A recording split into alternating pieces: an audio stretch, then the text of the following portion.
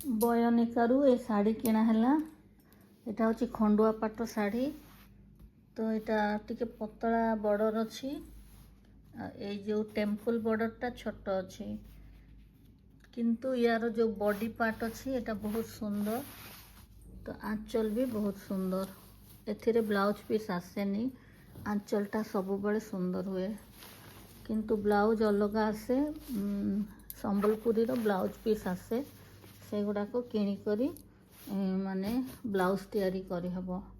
तो यार असली एटा अछि येलो टिके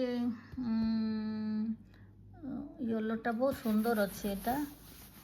तो यही प्रकार येलो अच्छी एमिति रंगटा पाखरु देखिले ए लाइन पड़ी थिबारु एटा बहुत सुंदर लागुछि।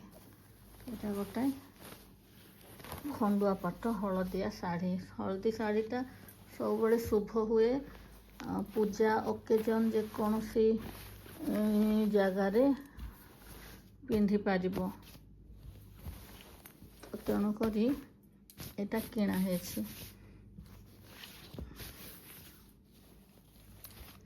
खरारे टिके अलग लगुच छाईले टिके अलग लगुच। बॉर्डर केते सुंदर लगुच पिंधिले बहुत सुंदर लगिवो।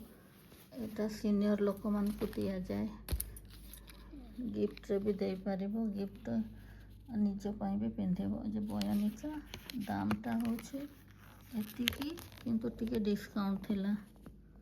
तो 8,910 टंका डिजाइनटा।